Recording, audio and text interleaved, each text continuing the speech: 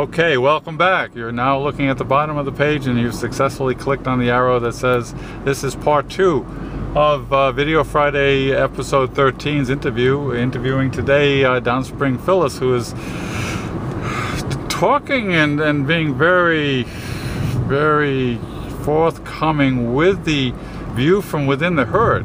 A puzzle for Clarks, a smorgasbord for Scots, but that's a different topic. Yeah, how do you see Scots when you're alone? Let's set the herd apart. Let's say you're going about your business and a known acquaintance or unknown Scot approaches you. What's the first reaction of a Roger to a Scot? Well, it all depends on the Scot. A lot of times, the Scot feels very comfortable with the situation and takes charge, and the Rogers just, like to have someone who tells them what part of the field they're going to go to now. Okay. And that analogy would be the farmer. But, in other situations, if the Scot's not very comfortable, then there's some discomfort. Or if the Scot's trying to humiliate the Roger, there can be some discomfort. I was thinking of the deli counter at our supermarket last week.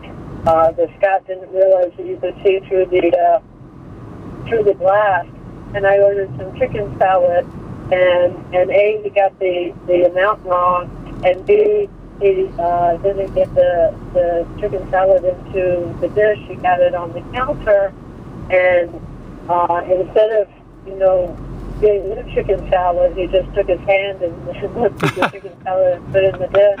And I had to smile at that, because at that point there was no doubt as to which the three that person was. Oh yeah, really. Yeah.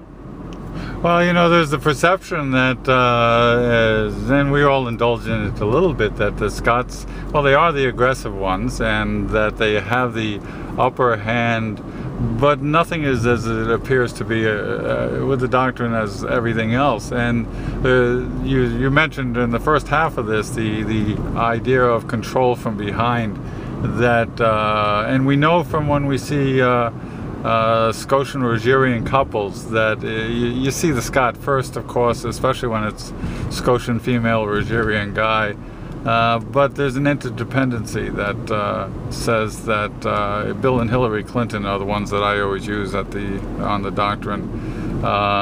Clearly he's a Roger, she's a Scot, and you always spot her and know, okay, she's got the power, but from all of what we know about them, they're still together, so there's clearly some interdependency things going on. Well, you also see it the other way, with Scotian men and Rogerian women.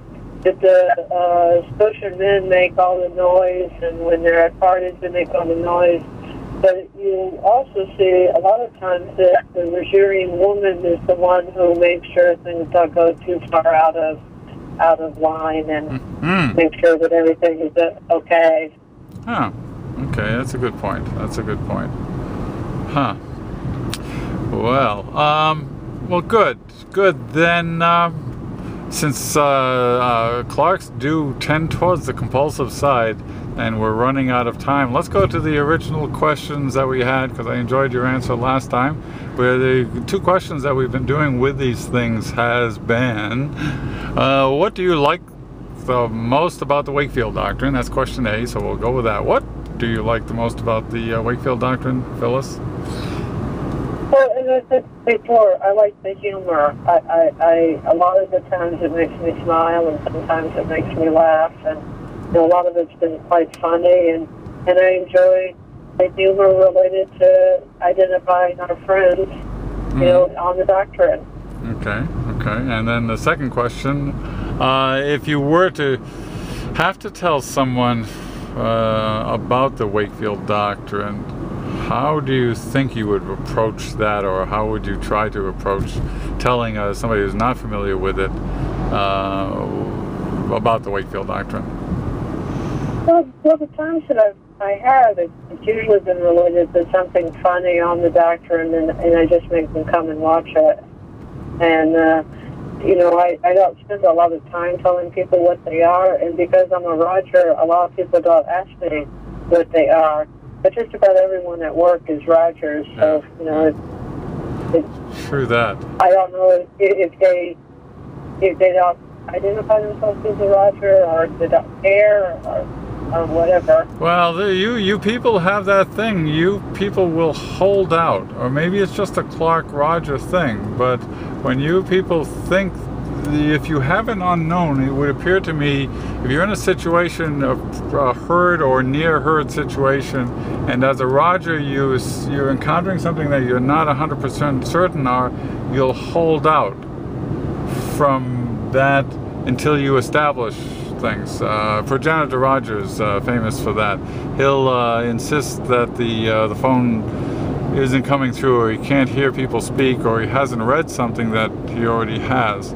It's almost, does that make sense from a Rogers point of view? Sure. Oh, okay.